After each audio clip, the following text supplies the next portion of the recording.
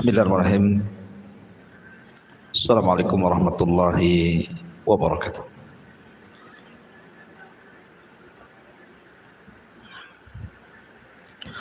Alhamdulillah wassalatu wassalamu ala Rasulillah wa ala alihi wa sahbihi wa mawalah wa la hawla wa la quwata illa billahi wa ba'du. Baik, kita lanjutkan kajian kita, masih membahas kitab Arba'in Nawawi, dan kita masuk pada hadis ke-35 dari Abi Hurairah radhiyallahu anhu. An Abi Hurairah radhiyallahu anhu qala qala Rasulullah sallallahu alaihi wasallam la tahasadu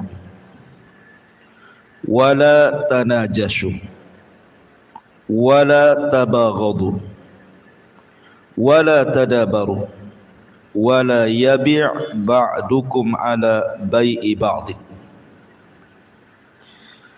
wa kunu ibadallahi ikhwana al muslimu akhul muslim la yadlimuhu wala yakhdhuluhu wala yakdhibuhu wala yahkiruhu. At-taqwa hahuna. Yushiru ila sadrihi thalatha marrat. Bihasbi imri'in minasy syarri an yahkira akhahul muslim. Kullul muslim 'alal muslimi haramun damuhu wa maluhu wa irduhu, rawahu Muslim. Dari Abi Hurairah radhiyallahu anhu, Abdurrahman ibn Sakhar, dia berkata, bersabda Nabi sallallahu alaihi wasallam, janganlah kalian saling hasad dan janganlah kalian saling menipu untuk meraih keuntungan, dan janganlah kalian saling membenci, jangan pula saling membelakangi, dan janganlah kalian sebagian kalian menjual di atas jualan saudaranya, dan jadilah hamba-hamba Allah yang bersaudara. Seorang muslim adalah saudaranya muslim yang lainnya, tidak boleh menzaliminya, tidak boleh menghinakannya, tidak boleh mendustakannya, tidak boleh merendahkannya. Karena takwa ini di sini maksudnya Rasul mengisyaratkan kepada dadanya 3 kali. Cukuplah seorang muslim dikatakan melakukan keburukan ketika dia meremehkan saudaranya muslim yang lainnya. Karena setiap muslim atas muslim yang lainnya haram darahnya, hartanya, dan juga kehormatannya.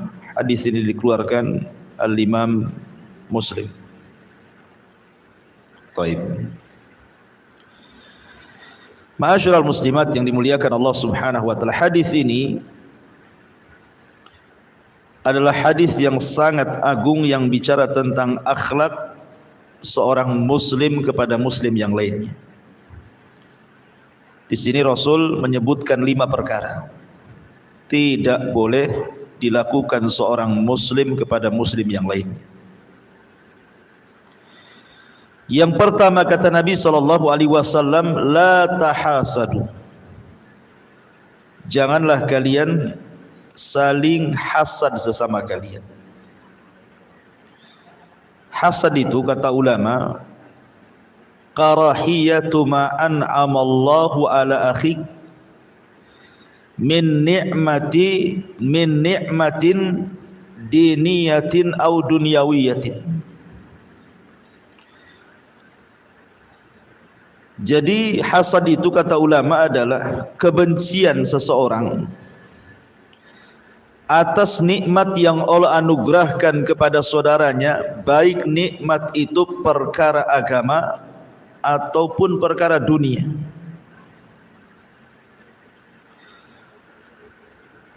Artinya kalau seseorang benci dengan orang lain karena orang lain itu dilebihkan agamanya atau dilebihkan dunianya, kemudian dia menghendaki kenikmatan itu hilang dari saudaranya, atau bukan hanya sekedar hilang tapi berpindah kepadanya, maka itulah disebut hasad.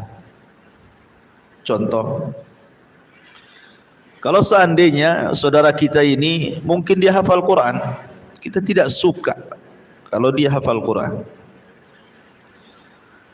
Atau kalau melihat saudaranya sudah hijrah menggunakan pakaian-pakaian syar'i, dia tidak suka kalau saudaranya itu seperti itu. Maka ini disebut hasad dalam perkara agama. Tapi kalau seandainya dia tidak suka karena mungkin saudaranya kaya, naik pangkat ataupun jabatan, atau saudaranya tidak pernah sakit sehat terus, ataupun memiliki barang-barang yang dia tidak punya, anak-anak yang baik-baik dan dia tidak punya, kemudian dia benci, itu namanya hasad dalam bab dunia. Jadi hasad itu bisa masuk dalam bab agama, bisa masuk dalam bab dunia, seperti para thalabatul ilmi umpamanya di pesantren atau di sekolah-sekolah Islam gitu kan, tidak suka kalau saudaranya lebih cerdas dibandingkan dia, atau masalah urusan dunia, dan ini umum di masyarakat, tidak suka tetangganya lebih kaya dibandingkan dia, lebih sukses dibandingkan dia, maka itu hasad dalam masalah dunia. Dua-duanya terlarang. Kalau seandainya orang ini tidak suka dengan kenikmatan orang, kemudian dia meminta agar kenikmatannya hilang dan berpindah kepada dia, maka ini hasad yang bahaya. Dan lebih bahaya lagi kalau seandainya dia hanya ingin menghancurkan orang saja. Dia tidak hendak nikmatnya berpindah kepada dia, tidak, cuman ingin menghancurkan saja dengan kata-katanya, dengan perbuatannya, maka ini lebih bahaya dibandingkan yang pertama. Maka sebaiknya yang kita lakukan adalah jangan pernah melihat orang lain. Jangan pernah melihat orang lain. Maksudnya dalam urusan dunia. Ditambah-tambah kemudian ditanamkan hasad. Karena hasad ini bahaya, sampai-sampai Muawiyah ibn Abi Sufyan, seorang sahabat Nabi SAW, mengatakan, kullun nas aqdiru ala ridahu illa hasid.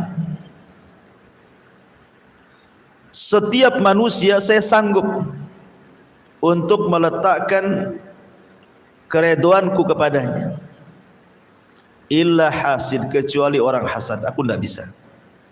Kalau yang lain bolehlah saya maafkan, saya ridho dengan dia walaupun mungkin dia jahat, tapi orang hasad aku tidak bisa.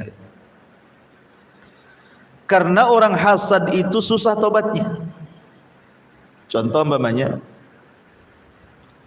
iblis dikeluarkan dari sorga itu karena apa, Bu? Karena hasad. Di mana ketika Allah Subhanahu wa taala menciptakan Adam alaihi salam, dilebihkan banyak keutamaan dibandingkan iblis. Adam diciptakan dengan kedua tangan Allah. Adam ditiupkan ruh langsung oleh Allah. Kemudian Adam diajarkan ilmu-ilmu oleh Allah. Kemudian para malaikat disuruh sujud pula kepada dia. Kemudian dimasukkan pula ke dalam sorga. Kemudian diciptakan pula pasangannya. Apa enggak panas tuh hati si iblis tuh? Makanya dia hasad. Ya. Sebab itulah iblis berusaha untuk mengeluarkan nikmat yang Allah anugerahkan kepada Adam. Maka dibuatlah macam-macam was-was, akhirnya berhasillah iblis itu menghancurkan Adam. Akhirnya sama-sama diusir dari surga. Apakah kemudian kita katakan kepada iblis, ya sudahlah saya maafkan aja lah iblis itu, mudah-mudahan dia berubah begitu kan? Mungkin iblis berubah? Enggak mungkin. Ya, iblis tidak akan berubah.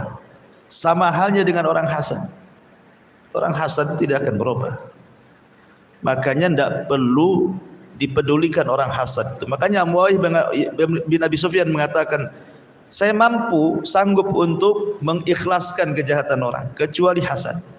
Orang hasad enggak mungkin saya maafkan. Kenapa Muawiyah ngomong begitu? Kenapa? Fa innahu la yurdihi illa zawala. Karena niatnya orang hasad itu cuma satu, macam mana menghancurkan orang itu saja. Dia enggak ada niat lain. Dengan berbagai macam cara dia menghancurkan orang itu, bagaimana caranya? Itulah niat dia. Makanya susah untuk tobat. Makanya Muawiyah sendiri susah untuk memaafkan orang hasad itu. Karena jelas gitu ya bahayanya hasad itu, sulit untuk tobat. Padahal sebagian ulama salaf mengatakan apa? Ma ra'aitu zaliman madluman. Aku tidak pernah melihat ma ra'aina zaliman madluman. Kami tidak pernah melihat, kata para ulama salaf, orang zalim tapi hakikatnya dia dizalimi. Dia sedang zalim tapi sebenarnya dia yang dizalimi. Itulah orang hasad. Orang hasad kan menzalimi orang karena apa? Ingin menghancurkan kenikmatan orang kan? Itu kan zalim. Tapi hakikatnya dia sedang menzalimi sendiri. Kenapa? Karena dia tersiksa hatinya. Orang hasad itu tidak pernah tenang hidupnya. Malamnya nggak bisa tidur, cari trik-trik, cara-cara bagaimana kemudian dia mengucapkan sesuatu atau melakukan sesuatu untuk menghancurkan orang. Sebenarnya dia sedang tersiksa itu. Makanya kata para ulama, kami tidak pernah melihat ada orang yang menzalimi padahal dia sedang dizalimi. Paham ibu ya maksudnya? Karena orang yang dizalimi, terkadang kan kita ini tidak tahu siapa yang hasad kepada kita. Ya kita biasa-biasa saja kan yang dihasadi itu. Kita bangun rumah ya bangun, beli mobil ya beli mobil kan itu kan. Kita tidak tahu tetangga sebelah suka nggak suka. Artinya kita ini tenang-tenang saja. Yang nggak tenang siapa? Yang hasad. Dia sedang menzalimi kita, tapi dia pula yang tersiksa gitu maksudnya. Sementara kita yang dizalimi rasanya diam-diam saja, biasa-biasa saja. Nah, itulah makanya ulama mengatakan kepada orang hasad itu, kami tidak pernah melihat orang zalim padahal dia sedang dizalimi. Maksudnya menzalimi diri sendiri. Ya. Itulah bahayanya hasad. Makanya Nabi SAW sangat mewanti-wanti soal hasad ini. Nanti kita jabarkan, kita akan jelaskan dulu secara makna global dulu. Kemudian yang kedua, wala tanajashu. Janganlah kalian saling tanajus. Apa sih tanajus itu? At-tanajus adalah an yazida fi silah, ay fi thamaniha, fil munadati wa huwa la yuridu syira'aha wa innama yuridu naf'al ba'i awil idrari bil mushtari. Tanajus ini adalah seseorang menambah harga pada barang yang akan dijualnya, baik menguntungkan penjual atau menguntungkan pembeli dengan cara melakukan penipuan. Jadi ini tanajus ini lebih dalam bab jual beli, baik menguntungkan penjual, baik menguntungkan pembeli, tetapi keuntungannya diraih dengan cara menipu. Bahkan sebagian para ulama mengatakan orang yang melakukan tanajus itu ya'kulur riba wal khain. Dia sudah makan riba dan dia makan hasil khianat. Untuk lebih jelas saya contohkan. Umpamanya penipuan yang dilakukan oleh penjual. Sebelum dia menjual barang, dia kumpulkan dulu kawan-kawannya. Nanti kalau saya jual barang, pura-pura nawar. Kalau ada orang beli sama saya, kok pura-pura nawar dan pura-pura jangan kenal saya, padahal itu kawannya. Jadi setiap ada orang yang hendak membeli barang saya, tiba-tiba ibu datang, ya, nawarnya lebih tinggi lagi, padahal tidak ada niat membeli kan, supaya mancing pembeli itu menaikkan harganya. Ini tidak boleh, tanajus namanya. Dan ini banyak yang seperti ini biasanya. Ya, orang yang jual obral-obral, kadang-kadang dia teriak-teriak, kemudian banyak orang yang datang, padahal kawan-kawannya itu. Ya, yang satu mengatakan, oh ya sekian, datanglah kita yang tahu apa-apa gitu kan. Tahu kok ada rame, ada apa ini kan? Nah, kemudian di situ lihat ada obralan, kemudian di sini tawar sini, akhirnya kita terpancing untuk membelinya. Terpaksalah kita beli, padahal harganya tidak seperti itu. Ini menguntungkan apa? Menguntungkan penjual. Ya. Atau menguntungkan pembeli, walaupun sebenarnya dia tidak niat membelinya. Contoh, saya punya tanah, ibu punya tanah di samping saya, kemudian datanglah ada orang itu hendak membeli tanah ibu. Tanah saya sebelah tanah ibu. Anggaplah tanah ibu jual tanahnya 100 juta atau kapling itu. Ini sedang transaksi ini. Ya, gimana kalau tanahnya dijual 1 juta? Saya ini yang punya tanah sebelah, tiba-tiba datang ngompori, nggak boleh lah harga segitu itu. Ya. Sekarang ini tanah mahal, padahal sebenarnya yang punya tanah saja mau segitu 100 itu. Tapi saya kompor itu, kenapa? Karena niatnya dia ingin menaikkan tanah dia. Ya. Paham ya maksudnya? Sebab kalau tanah orang ini terjual, nanti tanah dia juga naik harganya gitu maksudnya. Lah ini tak boleh masuk pada tanajus. Kalau ada orang transaksi tanah orang, nggak usah terlibat kita di situ kan itu. Nah, ini juga tanajus. Intinya tanajus ini, apapun kecurangan yang dilakukan penjual ataupun pembeli untuk menguntungkan sesuatu dengan cara penipuan, maka itu masuk dalam hadis wala tanajasu. Mau nipu dalam bentuk apa saja untuk mengambil keuntungan. Jual tasnya sih bukan tas brand asli gitu ya, dia bilang asli. Karena kalau sekarang nih jual beli online nih kan kita tidak tahu mana asli mana palsu, rupanya nipu dia pula kan. Atau umpamanya menjual sepeda motor second dan yang lainnya, dicat bagus-bagus padahal sudah rusak semuanya. Dia tidak menjelaskan kerusakannya, main jual saja hanya untuk mengambil keuntungan, dan begitu seterusnya. Ini yang kedua. Yang ketiga, wala tabaghadu. Janganlah kalian saling membenci sebagian kalian dengan sebagian yang lainnya. Ataupun jangan sampai mendatangkan kebencian kepada saudaranya. Maksudnya jangan sampai mendatangkan sebab-sebab atau wasilah-wasilah yang mendatangkan kebencian kepada saudaranya. Pemanya ibu ini tetanggaan, ya. Kemudian naruh sampah, tong sampah di depan rumah. Kemudian adalah sampah-sampah yang bau. Ibu main lempar saja tidak dikreseki gitu ya. Kemudian baunya kena angin kemana-mana. Nah, itu kan sebab mendatangkan ketidaksukaan orang kan jadinya. Akhirnya tetangga tidak suka jadinya. Padahal kan ibu bisa baik-baik, taruhlah kresek, kemudian diikat biar baunya nggak keluar gitu kan, bisa saja. Tapi enggak, ini main lempar saja. Iya betul, tong sampah ibu diletakkan depan rumah ibu. Masalahnya baunya itu kan bukan dicium sama ibu saja. Kadang yang punya sampah pula tak mencium bau, yang tak punya sampah pula dia yang mabok kan itu. Lah ini mendatangkan sebab namanya. Atau langsung tidak ada sebab-sebab, ya. Ibu ikut campur masalah orang, jadi ibu tidak suka lah orang yang diikut campuri masalah orang itu. Emang ibu siapakah ikut campur masalah saya kan itu ya. Jadi tidak boleh mendatangkan sebab-sebab wasilah ataupun secara langsung kemudian mendatangkan hal-hal yang orang tidak suka dengan kita. Itu disebut tabaghud. Dan ini paling banyak di masyarakat, ya. Orang yang memancing-mancing ketidaksukaan orang. Makanya kenapa dalam Islam itu kita disuruh untuk saling mencintai, karena ini lawan daripada saling membenci. Kata Nabi SAW, maukah kalian sesuatu yang bisa memasukkan kalian ke dalam surga?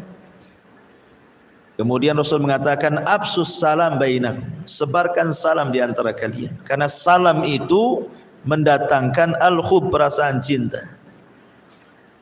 Sementara lawan daripada cinta itu benci, maka tidak boleh saling membenci. Ma'asyiral muslimat yang dimuliakan Allah Subhanahu wa taala, nanti kita akan jabarkan. Kita masuk pada poin yang keempat. Wala tadabaru, dan kalian jangan saling membelakangi, memberikan punggungnya. Dan ini biasa terjadi pada keluarga, seperti memutus silaturahim.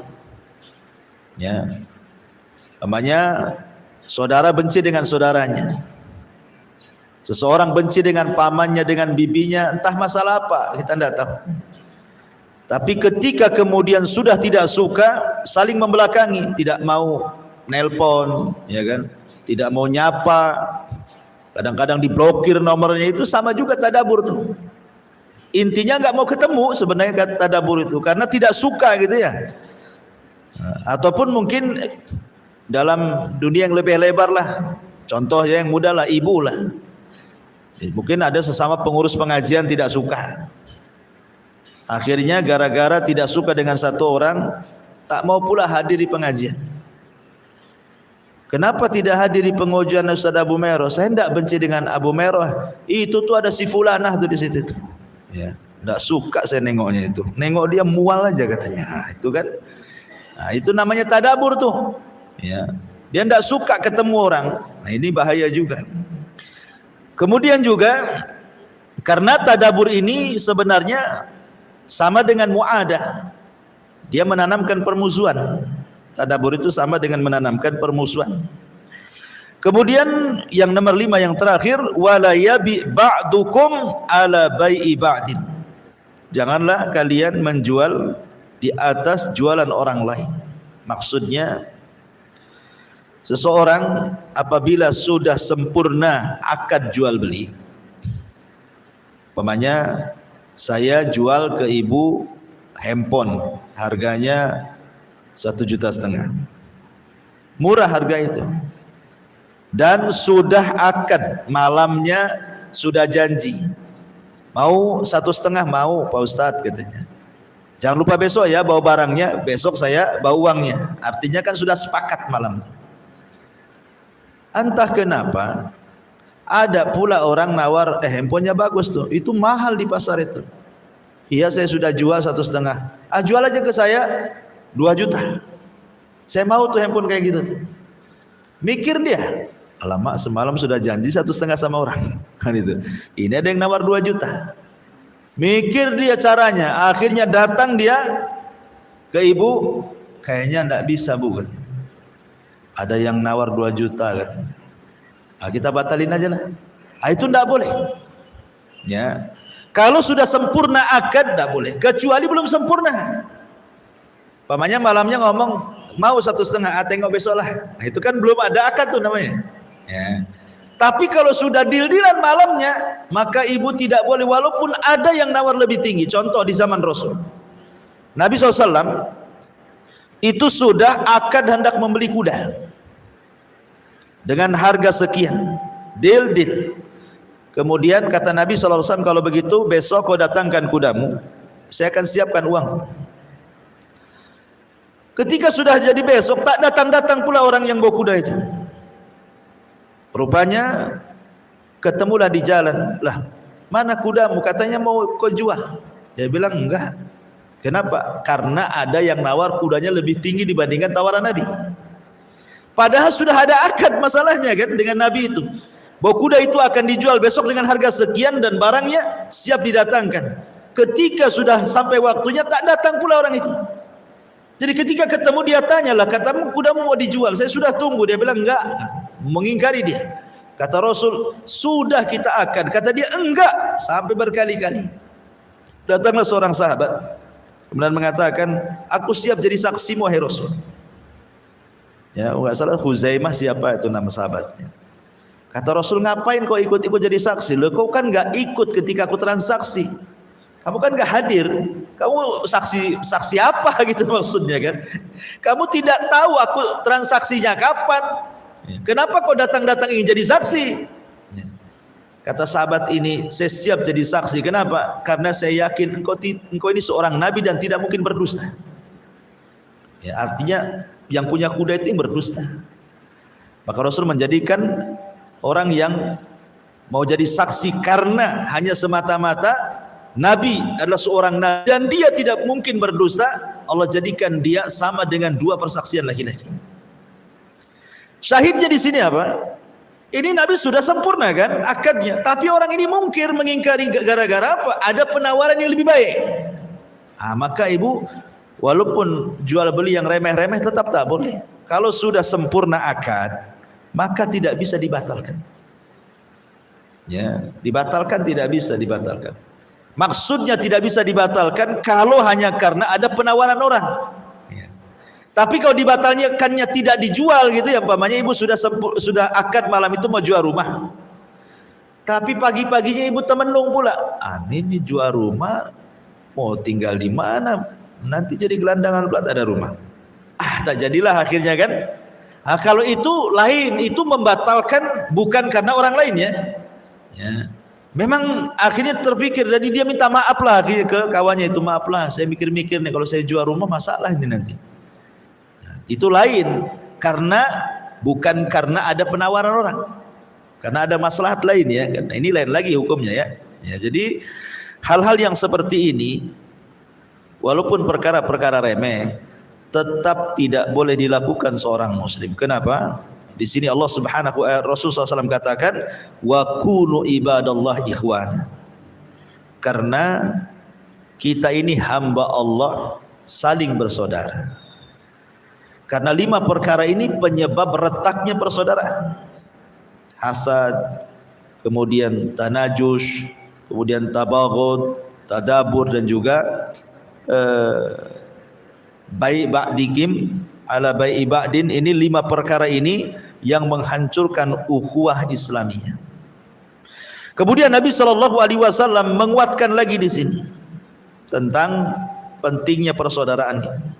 Al-muslimu akhul muslim. Ingat, seorang muslim itu saudaranya muslim yang lain. La yadlimuhu, tidak boleh menzalimi. Tidak boleh seorang muslim menzalimi orang lain. Sampai pun kezaliman dalam keluarga tidak boleh. Tidak boleh ibu zalim sama anak-anak. Dengan cara apa? Meletakkan sesuatu bukan pada tempatnya, atau memilah-milih anaknya dan menzalimi yang lainnya.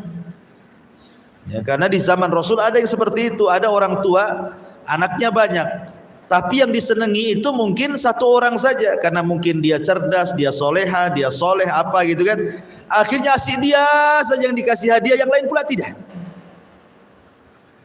Mungkin niatnya baik, mengasih pelajaran anak-anak yang lain supaya niru yang dapat hadiah itu supaya baik gitu kan. Tapi ini tidak adil. Makanya dilaporkan kepada Nabi SAW. Kemudian kata Rasul, i'dilu fi auladikum, berbuatlah adil pada anak-anak kalian. Artinya sampai kepada masalah orang tua kepada anak, ya kan, itu saja diatur, apalagi kalau dia seorang pemimpin sebuah negara, maka keadilan itu diperlukan ya. Makanya kenapa Syekhul Islam Ibnu Taimiyah mengatakan Allah akan menolong sebuah negara yang pemimpinnya adil walaupun negara itu kafir, dan Allah tidak akan menolong sebuah negara yang pemimpinnya zalim walaupun negara itu Islam. Sampai Ibnu Taimiyah mengatakan seperti itu. Makanya Nabi SAW dia berbuat adil. Dia kalau melihat pemimpin yang adil walaupun orang kafir tetap dipuji oleh Nabi. Contoh umpamanya ketika Rasul mengizinkan hijrah para sahabat kemana? Ke Ethiopia. Kata Nabi SAW, hijrahlah kalian ke Ethiopia, karena di sana ada seorang raja adil, tidak pernah zalim sama rakyatnya. Ya. Nabi SAW mengatakan di sana ada seorang raja adil, walaupun itu raja Ethiopia itu Nasrani. Ya. Raja Ethiopia itu Nasrani, Ashama ibn Abjur atau dikenal dengan Najasyi. Itu Nasrani. Tapi karena dia adil, tetap Rasul mengatakan dia adil. Itulah keadilan Nabi SAW. Jadi dalam Islam itu sangat dihajatkan keadilan dan sangat dibenci kezaliman. Sampai-sampai Nabi SAW mengatakan kepada Mu'adz saat diutus ke Yaman apa? Fattaqi da'watal madlum. Hati-hati doa orang yang kezalimi. Kan itu ya. Kenapa? Karena doa dia dengan Allah itu tidak ada penghalang. Sampai-sampai Imam Ibnul Qayyim mengatakan, walaupun yang dizalimi itu orang kafir, maka Allah akan bersama orang kafir itu. Bukan karena kekafirannya, tapi karena dia di samping orang yang dizalimi, Allah tidak suka dengan kezaliman. Ya, makanya di sini seorang muslim mengatakan dengan muslim yang la yadzlimu tidak boleh saling menzalimi. Wala yakhdhuluhu, tidak boleh juga kemudian merendahkannya. Yakhdul itu artinya kita tidak mau menolong saudara kita yang muslim. Sudah tahu nih orang saudara kita ini lagi susah dan kita bisa membantunya, dibiarin aja. Itu sama dengan merendahkan dia. Ya. Minimalnya kalau tidak bisa menolong secara materi, doalah. Kasih doa yang baik kan. Kalau memang kita tidak bisa bantu dia, masa doa saja tidak bisa? Doakan nggak bayar gitu ya. Hanya mendoakan saja, doa aja nggak mau, itu bakhil. Nah, itu sama dengan merendahkan, tidak boleh.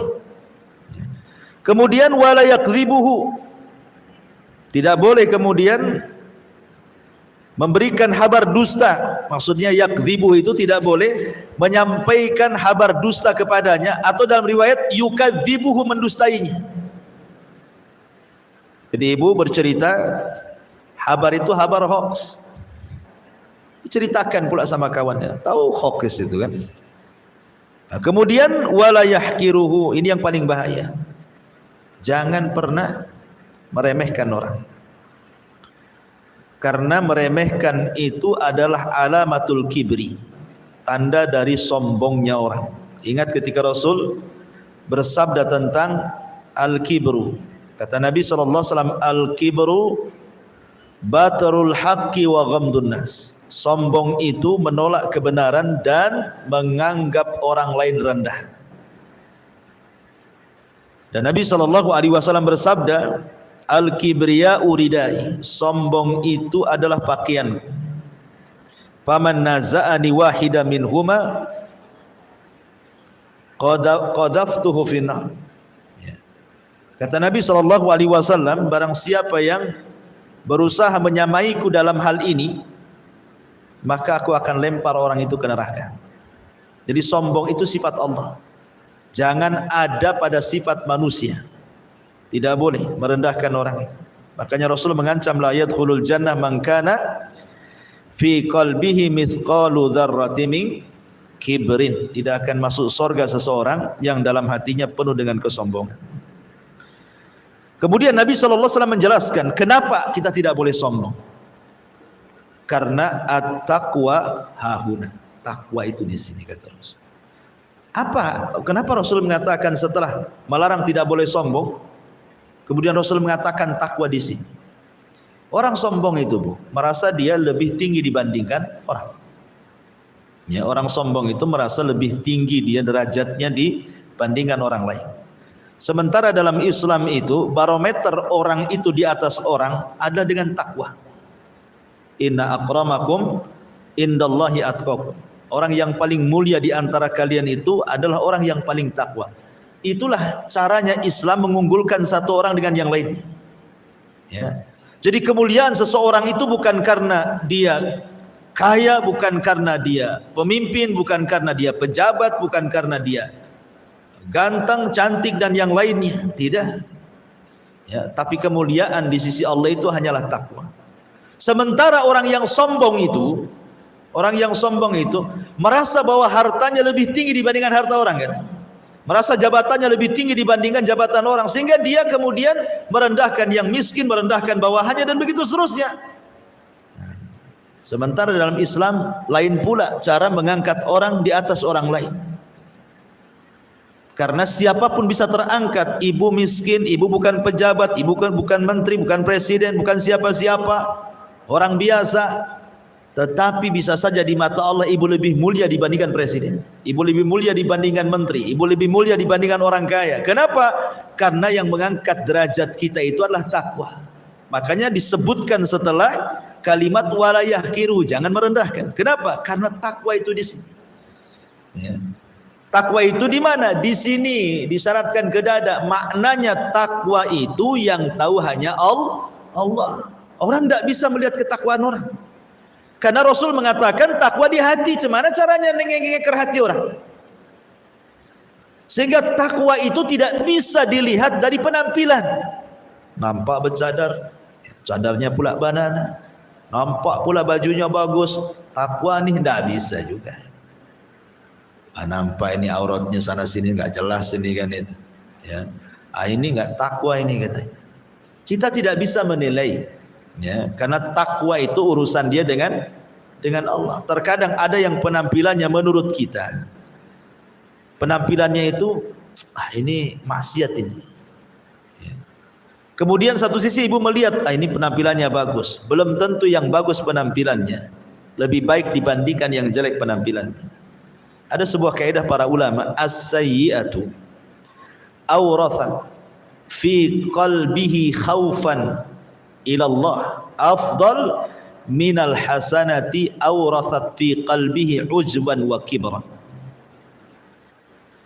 Kalau orang melakukan kejahatan, maksiat umpamanya, tetapi ketika dia melakukan maksiat itu terbayang dalam hatinya perasaan takut kepada Allah.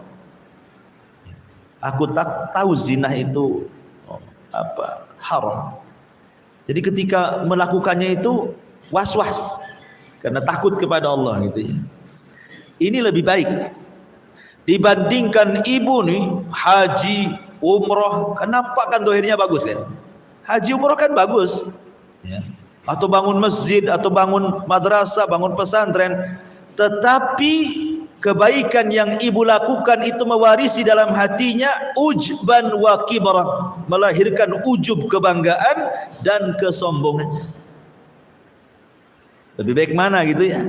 Ini orang ini maksiat tapi dalam hatinya penuh dengan rasa takut kepada Allah, was-was kalau melakukan maksiat. Yang satu pula zahirnya melakukan ibadah, ketaatan, tapi untuk riya, sombong, ujub gitu maksudnya ya. Maka yang pertama jauh lebih baik dibandingkan yang kedua. Makanya jangan pernah melihat penampilan orang. Ya. Takwa itu dalam hati. Nah, itu maksudnya di situ. Ya. At-taqwa hahuna. Ya tentu jangan kemudian diambil kaedah, kemudian ya sudahlah saya copot jilbab, copot ini, copot ini, yang penting takut, bukan begitu. Ini kan bicara tentang makom perbandingan orang. Jangan mudah menilai orang itu dengan serampangan gitu maksudnya.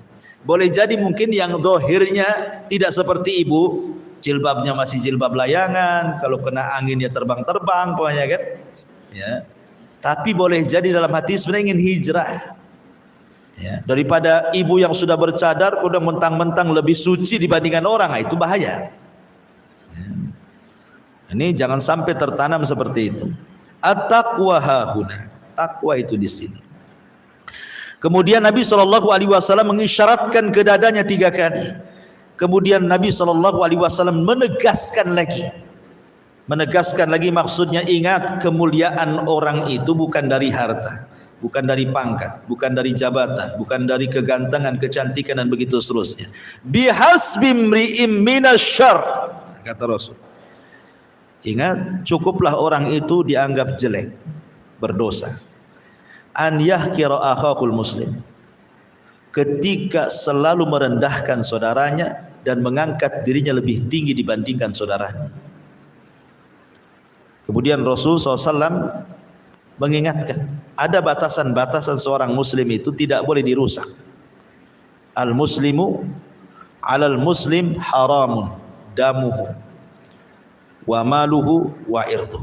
Ingat, kata Rasul, seorang muslim dengan muslim yang lain itu ada perkara-perkara haram tidak boleh dilanggar. Pertama, jangan ditumpahkan darahnya. kecuali 3 perkara orang boleh menumpahkan darah itu.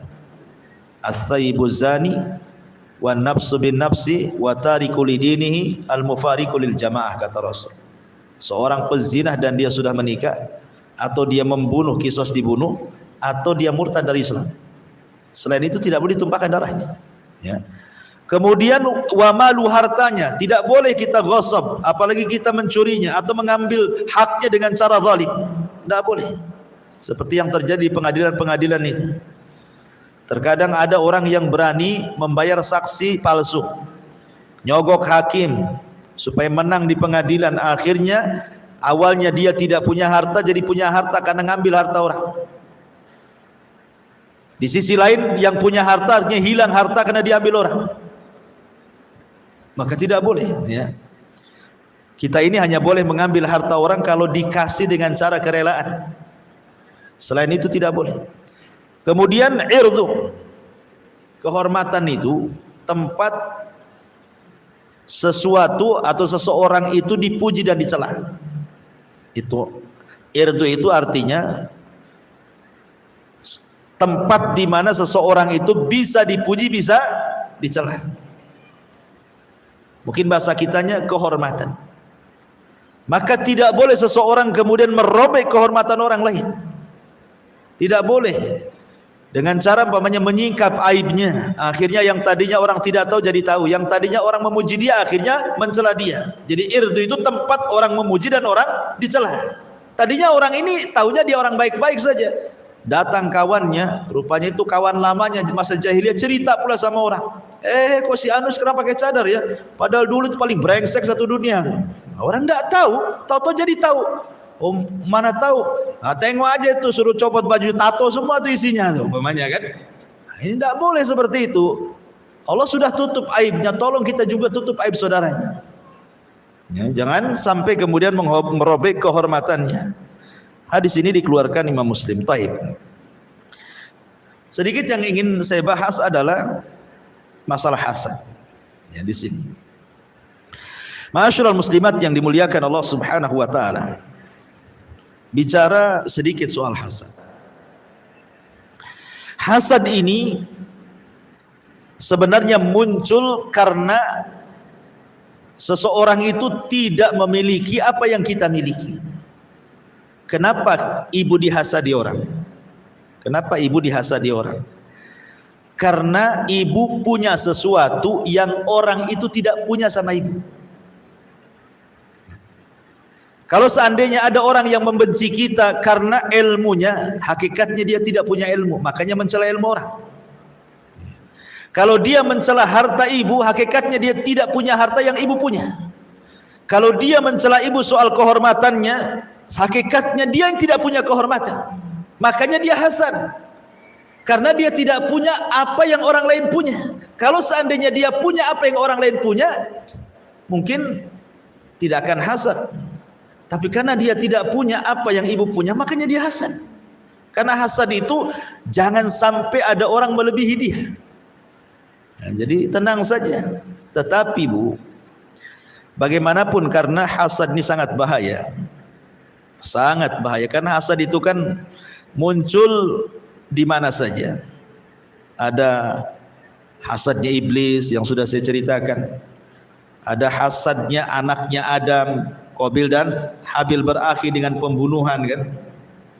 Kemudian ada hasadnya orang kafir kepada kaum muslimin, seperti orang-orang Yahudi Nasrani tidak suka dengan kita. Mereka hasad. Ya. Kemudian juga yang lebih bahaya adalah hasadnya sesama akron, sesama kawan. Dan biasanya hasad itu hanya berlaku yang sama profesinya biasanya. Hasadnya ustadz dengan ustadz, tidak mungkin hasad ustadz dengan santri, nggak imbang lah kan itu. Hasadnya santri ya dengan santri lain. Ya. Hasadnya para pedagang ya dengan pedagang. Hasadnya orang instansi pemerintah ya dengan instansi yang sama gitu ya. Biasanya hasad itu nggak jauh-jauh dengan profesi dia, dan biasanya di samping kiri kanan kita. Nggak jauh-jauh dia, nggak mungkin lah orang Amerika hasad sama ibu, kenal pun tidak kan itu. Yang biasanya orang hasad itu orang yang di sekeliling kita itu. Makanya karena kita tidak tahu di sekeliling kita itu mana satu yang hasad itu. Hasad itu kayak ibu nengok jin dengan nampak, kan nggak nampak tuh. Kita tidak tahu ibu rumahnya di sini nih. Ya. Tetangga banyak kiri kanan depan belakang. Yang hasad sama ibu kan tidak tahu yang mana satu. Karena kita tidak tahu yang hasad itu yang mana satu, melawan musuh yang tidak tahu itu sulit dilawan, Bu. Cemana ibu mau melawan siapa? Nggak nampak orangnya. Kayak ibu mau kelahi sama jin, cemana caranya?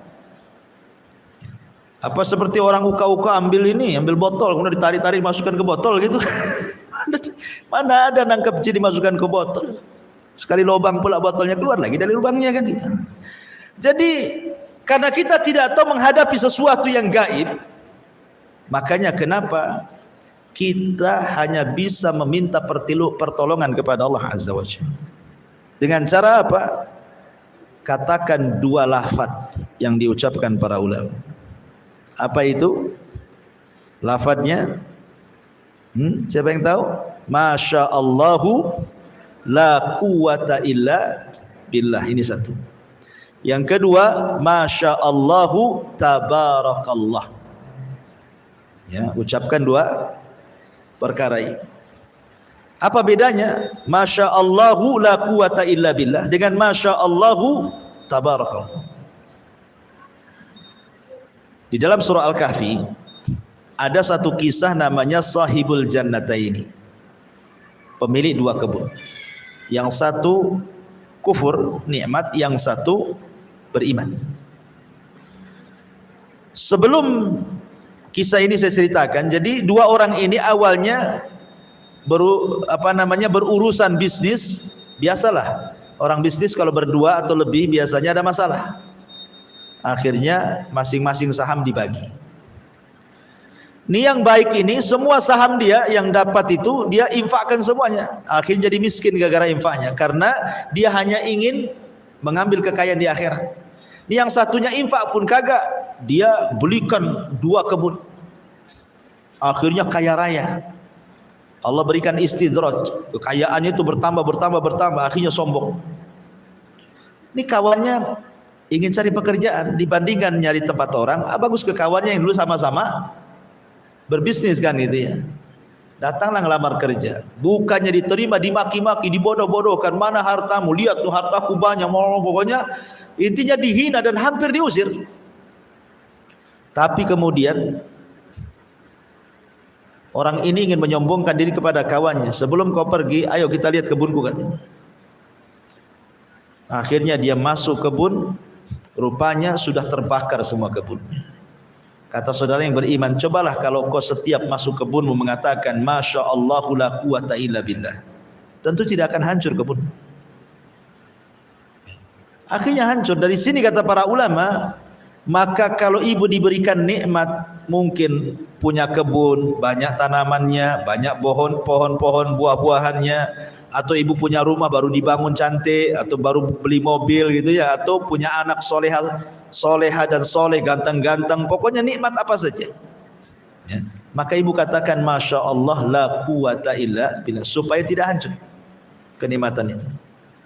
Gunanya apa Masya Allah la quwata illa billah ini?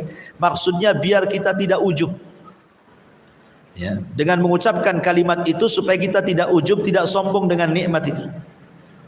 Kenapa? Karena tidak ada daya dan kekuatan kecuali milik Allah. Saya kaya itu karena Allah yang kasih, bukan karena saya cerdas, karena saya kuat, bukan. Banyak orang kuat tidak kaya, banyak orang cerdas dia miskin ya. Artinya bahwa kalau bukan karena daya dan kekuatan Allah, tak ada apa-apanya kita. Maka jangan sombong. Beda dengan perkataan Masya Allah tabarakallah, ini namanya melawan hasad dengan lawannya. Karena kita tidak tahu yang mana satu yang hasad, lawanlah hasad dengan lawannya. Hasad menghilangkan nikmat, berkah menambah nikmat. Nah itu dibalik namanya. Kalau hasad itu kan nikmat kita mau dihilangkan orang, tapi kalau kita doa berkah supaya jangan sampai nikmat kita hilang diambil orang. Makanya kalau lihat sesuatu yang merupakan nikmat yang Allah anugerahkan, ibu punya rumah, ibu punya kendaraan, punya kebun, punya suami, punya anak, punya apa-apa, pandang mereka, doa Masya Allah tabarakallah.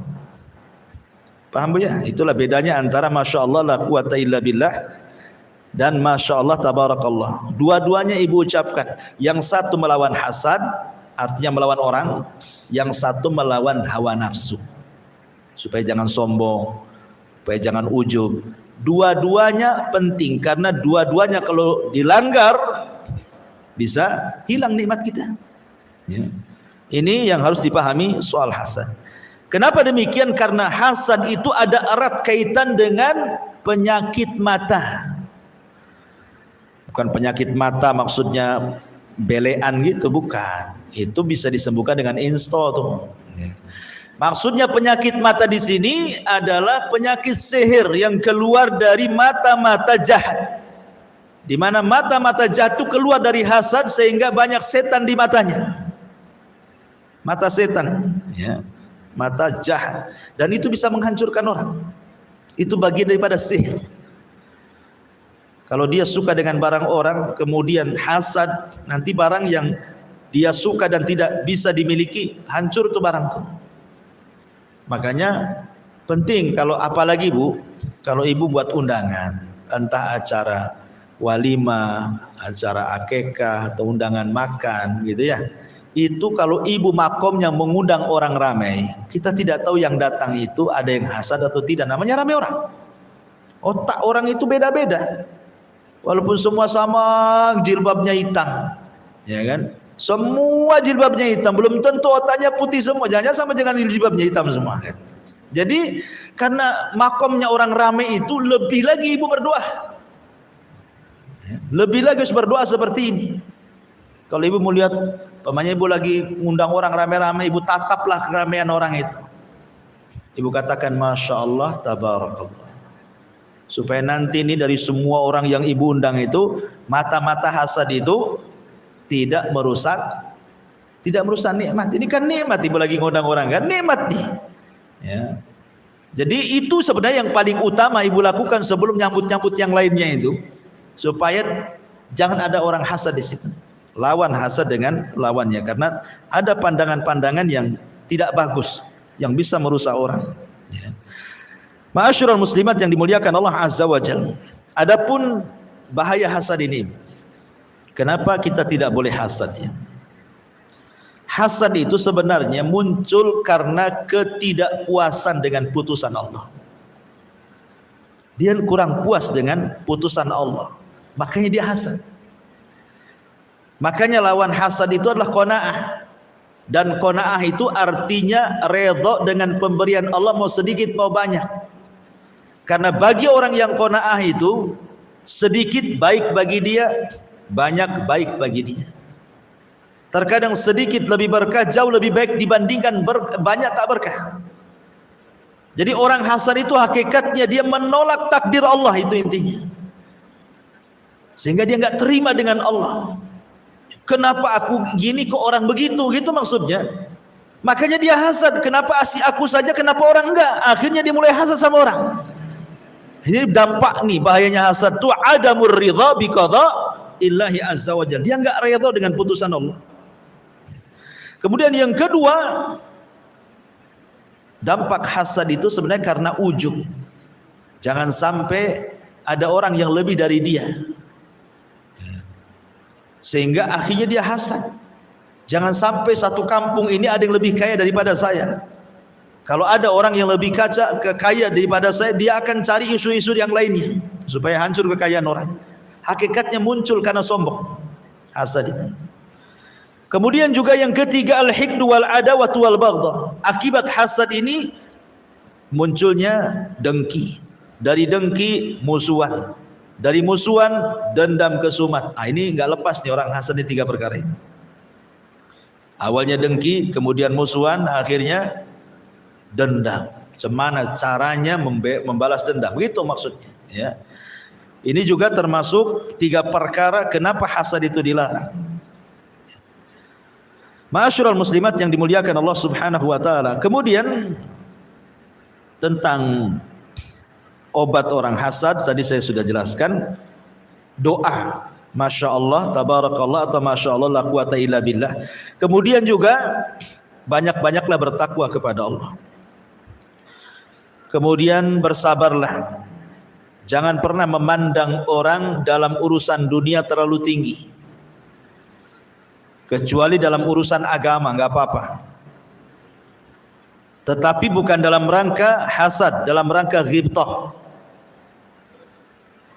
Begini maksudnya, umpamanya ibu memandang kawannya dia rajin sholat 5 waktunya, ya. Jangan kemudian ibu katakan, ah masih mending lah saya pun sholat, yang sebelah itu tak sholat katanya. Jadi kawannya sholat 5 waktu, dia mengatakan masih mending saya sholat walaupun 1 hari 1 kali. Yang si fulana ini tak pernah sholat sama sekali. Nggak bisa ya. Dalam urusan agama harus tanafus. Tanafus itu artinya berlomba-lomba, lebih baik lagi di hadapan Allah.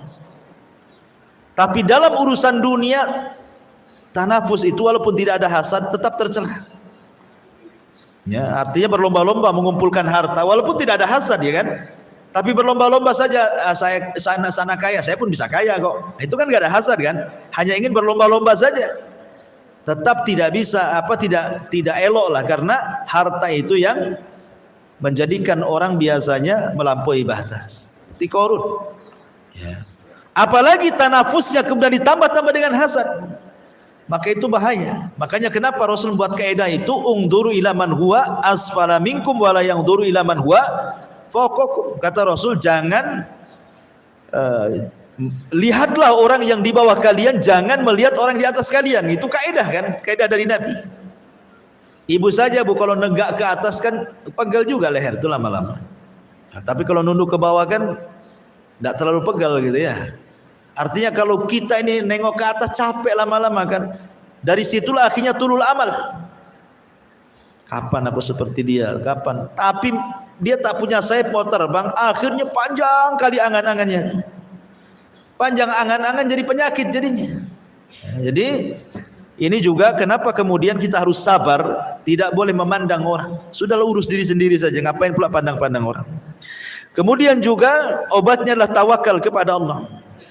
Karena Allah yang mengatakan waman yatawakkal 'ala Allah fahuwa hasbuh. Bertawakallah kepada Allah, maka Allah akan mencukupkan keinginan kita. Kemudian juga disebutkan di sini faragul qalbi minal ishtighal bihi wal fiqru fihi. Jangan hati ini disibukkan dengan memikirkan orang, tetapi pikirkanlah diri sendiri. Kemudian juga al-iqbalu 'ala Allah wal ikhlasu lahu. Ikhlaskan bahwa semua putusan Allah. Terkadang apa yang kita anggap jelek belum tentu jelek di hadapan Allah. Atau yang kita anggap baik belum tentu itu baik pula di hadapan Allah. Karena ada orang yang mengatakan kalau dia kaya akhirnya merasa Allah sayang dengan saya. Kenapa? Saya kaya terus. Ya, saya ini buka usaha bentang-bentang tikar, yang satu pula gulung-gulung tikar. Yang pemain seperti itu ya. Itu istidros, tidak bisa. Rizki masing-masing itu sudah Allah berikan. Si kaya ada rizkinya sendiri, si miskin pula ada rizkinya sendiri. Terkadang tidak mesti sama. Rizkinya itu tidak mesti sama. Mungkin si kaya memang diberikan rizki dari kekayaan, tapi si miskin diberikan rizki dari kesehatan, gitu maksudnya. Si kaya ini mampu beli semua makanan, tapi tidak ada yang dimakan. Balik lagi rebus telur, rebus bawang, rebus-rebusan semua yang dimakan. Gak enak dia makan. Si miskin semua dimakan. Undang aja ke undangan habis semua sama dia. Kaya dia, kaya kesehatan. Yang satu kaya harta tak pula punya kesehatan kan. Kadang Allah bagi-bagi rezeki itu dengan adil sebenarnya kalau dipikirkan itu. Tidak ada Allah zalimi. Karena Allah tahu kebutuhan kita dan Allah tahu maslahat kita. Di mana ada orang-orang itu kalau dimiskinkan makin kufur, makanya Allah tetap kayakan. Di mana ada orang-orang yang tetap Allah miskinkan, kalau dia kaya dia melampaui batas. Sengaja Allah miskinkan terus supaya dia bisa tawadu terus, beribadah terus. Nanti kalau dikayakan sibuk akhirnya lupa ngaji, gitu maksudnya. Bersyukur gitu maksudnya. Nah, di sini juga pentingnya seorang itu mengikhlaskan diri kepada Allah Subhanahu wa ta'ala dan begitu seterusnya. Kemudian juga poin yang kedua dalam hadis ini yang paling penting adalah al-ukhuwah Islamiyah. Ukhuwah Islamiyah. Ukhuwah Islamiyah ini adalah wazimnya, Bu. Kalau orang ingin berusaha untuk bersaudara dengan muslim yang lainnya, karena ikatan Islam itu jauh lebih kuat dibandingkan ikatan nasab, Ibu ya. Ingat, ikatan iman itu jauh lebih kuat dibandingkan ikatan nasab. Lihat Muhajirin dan Ansar, itu kuatnya karena ikatan iman. Tapi ikatan nasab bisa pecah. Padahal satu darah tuh. Ya, satu darah, satu turunan, satu ibu, satu bapak, tapi bermusuhan. Tapi betapa banyak orang itu, pamannya ibu nih satu pengajian, ibu lebih sayang dengan kawan di samping pengajiannya dibandingkan saudaranya di rumah kan? Ya. Kenapa? Karena terkadang ikatan iman itu lebih kuat dibandingkan ikatan nasab. Ya. Tapi kan tetap ada lawazimnya. Ada hal-hal yang harus ibu penuhi dalam dunia persaudaraan Islam itu. Yang pertama, an yakunal muslim nasiran ma'inan di akhihil muslim. Jadilah sesama muslim itu penolong dan jangan sampai menghinakannya. Sebagaimana Rasul mengatakan, unsur akhaka zaliman au madluman, tolonglah saudaramu yang berbuat zalim dan tolonglah saudaramu yang terkena zalim. Maksudnya menolong saudaranya yang berbuat zalim, cegah kezalimannya. Umpamanya ada saudara kita mau buat jahat, nasihati, janganlah, jangan, sabar gitu ya. Ibu nasihati, saya udah nggak tahan nih katanya, ini waktunya itu, mumpung ada depan saya orangnya. Kata ibu didorong, jangan. Nah, karena nampak ini ada kezaliman kan. Nah, itu namanya tolong saudaranya. Atau mungkin ibu diundang ke rumah kawan makan-makan, mulailah jadi majelis gibah, dari majelis makan itu jadi majelis gibah tuh. Nah, ibu tahu ini zalim, lagi zalim sama orang. Nah, ibu nasihati, janganlah, bertakwalah, jangan gibah lah kan gitu ya. Nah, jadi itu namanya menolong orang zalim. Kalau menolong orang yang dizalimi, ya tadi mungkin dia zalimi, hartanya diambil, akhirnya dia nggak bisa makan, ya kasih pekerjaan, kasih sedekah. Nah, itu namanya menolong orang yang dizalimi. Kemudian yang kedua, alla yadlim al muslimu akhan bi ayyi nau'in min anwa'iz zulmi wa in qalla. Berusaha untuk tidak menzalimi muslim yang lainnya walaupun dengan kezaliman yang sangat-sangat kecil. Seminimal mungkin tidak melakukan kezaliman walaupun perkaranya kecil. Walaupun ibu hanya, maaf pamannya, ibu naik mobil nih, naik mobil kan, kadang-kadang kan mungkinlah ibu ini entah ada kotoran di pipi, main ambil tisu dilap gitu kan, mentang-mentang di mobil kalau kaca lempar aja tuh keluar ya. Atau ibu beli cilok gitu kan, makan di mobil, udah habis ciloknya dibuang pula lah di kaca mobil itu, apanya itu, jari-jarinya tuh, ya kan. Akhirnya kan orang yang lewat situ entah kena orang kan, atau kasihanlah itu yang tukang sapu-sapu jalan tuh. Harusnya dia nyapu sedikit, gara-gara sampah ibu dibuang jadi banyak kan, ibu zalim lah. Memang perkara remeh itu kan, biarin nanti kan ke bawah angin katanya kan, enak kali ngomong gitu ya. Jadi walaupun masalah kecil, janganlah kemudian menzalimi saudaranya. Kasihan tukang sapu jalan itu, ini perkara kecil. Atau mamanya ibu depan rumah nih, nampak ada lubang di depan rumah kan, ibu sendiri tersakiti dengan lubangnya, apalagi orang yang lewat situ, malah sengaja pula ibu, bukan polisi tidur, dibuatnya yang tengkurap tuh bu ya. Kalau tidur kan landai itu, yang tengkurap ini agak tinggi pula itu. Saya pernah lewat di Bengkong mana tuh, waktu masih mobil saya sedan itu kan pendek tuh, sekali saya pelan-pelan, rupanya mobil di tengah-tengah polisi tidur nih, polisinya pula lebih tinggi daripada mobilnya, langsung terduduk nggak bisa ya. Tapi kalau kita turun mau dia, kalau kita naik anjlok lagi mobilnya, aduh kacau ini ya. Itu pernah mengalami ya. Jadi itu termasuk dosa sosial sebenarnya itu, nggak boleh kayak gitu ya. Ya kalau memang ada maslahatnya, iyalah, pamannya banyak anak sekolah di situ lalu lalang gitu kan, tapi itu pun jangan terlalu tinggi-tinggi pula kan. Jadi jangan sampai kemudian seseorang mendatangkan kezaliman kepada orang lain.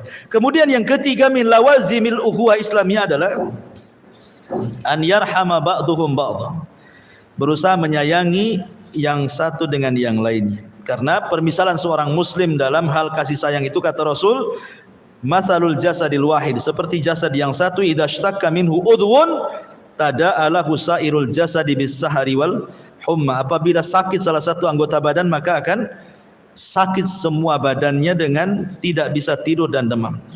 Dan Rasul mengatakan al-muslim lil muslimi kal bunyan yashuddu ba'duhu ba'dha. Seorang muslim dengan muslim yang lain seperti bangunan, mengokohkan satu dengan yang lain. Kemudian yang nomor 4, an-nushu, memberikan nasihat. Fadzakir in nafa'atiz dzikra, berilah nasihat, peringatan. Ya, jikalau peringatan itu bisa bermanfaat. Ya. Kemudian juga yang kelima, raddus salam, mengucapkan salam. Karena mengucapkan salam ini satu di antara 6 hak yang Nabi SAW katakan, ahaqqul muslim ala muslim situn. Seorang muslim dengan muslim yang lain itu harus memiliki 6 hak. Salah satunya adalah raddus salam, menjawab salam. Karena menjawab salam hukumnya wajib, kalau menyampaikan hukumnya sunnah saja. Tapi kalau ibu dengar saudaranya mengucapkan salam, ibu tidak mau jawab, berarti ibu ini ada masalah. Karena begini Bu, salam itu bagian daripada yang menimbulkan rasa sayang. Berarti kalau tidak mau jawab salam, seolah-olah ibu punya kedengkian dengan orang yang mengucapkan salam. Di zaman Utsman bin Affan, Umar bin Khattab radhiyallahu anhu, Utsman ini pernah duduk di masjid, datang Sa'ad bin Abi Waqqas, mengucapkan salam gak dijawab sama Utsman. Marah Sa'ad ini, dikiranya Utsman benci dengan dia kan. Assalamualaikum ya Utsman, gak dijawab. Assalamualaikum ya Utsman, 3 kali. Marah Sa'ad ini, lapor sama Umar, karena ketika itu pemimpinnya Umar. Ya Amirul Mukminin, aku lo ketemu dengan Utsman, salam 3 kali tak dijawab kan. Ada apa dia dengan saya kan? Begitulah sahabat, kalau ada kawan yang tidak jawab salam, jangan-jangan dia tidak suka dengan dia. Apa salah dia gitu maksudnya? Dia akan cari-cari masalahnya. Kenapa dia tidak suka dengan saya? Akhirnya dipanggil Utsman sama Umar itu. Ada apa? Saudara mengucapkan salam kau tak jawab. Kata Utsman, aku tidak dengar gitu. Kemudian kata Sa'ad, aku mengucapkan salam. Kata Utsman, aku enggak dengar. Loh, aku loh keras-keras mengucap salam. Memang aku enggak dengar, mau apa kan? Itu dipaksa-paksa. Ya.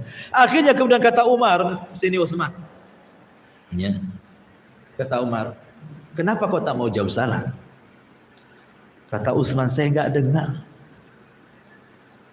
Lihat, saat sudah bersumpah dia menjawab salam. Artinya kalau sudah sumpah kan harus diterima. Kata Utsman, minta uzur. Oh boleh jadi, saya waktu tadi melamun di masjid itu. Kenapa kau melamun? Dulu waktu aku duduk bersama Rasul, Rasul itu ngomong, da'watun Nabi, ada doa yang diucapkan Nabi, kalau diselipkan pada doa kalian mustajab. Tiba-tiba datang orang Badui, datang ngajak ngobrol dengan Nabi. Akhirnya Nabi lupa nyampaikan doanya. Ketika orang Badui pergi, Nabi pula pergi, gitu ceritanya. Itu doanya apa? Tidak sempat aku tanyakan. Makanya aku terpikir terus dengan hadis itu. Sa'ad bin Abi Waqqas mengatakan, aku tahu. Kenapa kamu tahu? Karena ketika itu aku juga di situ. Dan ketika Rasul disibukkan dengan orang Badui itu sehingga lupa menyampaikan doa, aku ikuti di belakangnya sampai masuk rumah. Aku takut dengan Nabi, memanggil ya Rasulullah, ya Nabi Allah, sampai memanggil aja takut Sa'ad bin Abi Waqqas. Akhirnya dengan cara apa? Dengan cara menghentakkan kakinya di kayu. Kan ada suara kan, duk duk gitu ya. Nabi perasan di dalam rumah, keluar, ada apa kau Sa'ad? Mau manggil Nabi segan gitu ya. Kalau ibunda teriak-teriak, ya kan, kalau manggil orang itu, padahal ada belnya, teriak-teriak, ditengok-tengok pula rumahnya. Akhirnya Rasul keluar, ada apa wahai Sa'ad? Kata Sa'ad, ya Rasul, tadi kau mengatakan doa seorang Nabi kalau diselipkan dalam doa kita mustajab. Maksudnya doa apa? Ya, maka Rasul mengatakan da'watu dhinnun, doanya Nabi Yunus, di mana seseorang berdoa dengan doa Nabi Yunus maka mustajab doanya. La ilaha illa anta subhanaka inni kuntu minadh dhalimin. Lihat. Utsman dia sudah minta uzur dengan menceritakan riwayat Rasul dan dia waktu itu tidak tahu doanya. Setelah minta uzur, kalau saudaranya sudah ngasih uzur, jangan kemudian ada kedengkian lagi. Makanya saat disambut, aku tahu, dikasih tahu. Kalau saat ini tidak ngasih uzur, tentu tidak akan dikasih tahu kan? Ngapain saja? dia aja salam aja tak jawab, aku pula mau ngasih tahu hadis itu, enak saja kan begitu ya. Tapi tidak, ketika saudaranya sudah ngasih uzur dan masuk di akal uzurnya, baik lagi, bahkan dikasih faedah lagi. Nah itulah para sahabat gitu maksudnya. Jadi inilah yang luar biasa yang dilakukan para sahabat Nabi Sallallahu Alaihi Wasallam, dan banyak lagi. Intinya hadis ini bercerita tentang 5 perkara yang tidak boleh dilakukan seorang muslim, dan hadis ini penekanan tentang pentingnya ukhuwah Islamiyah. Baik, sampai di sini kita buat tanya jawab silakan.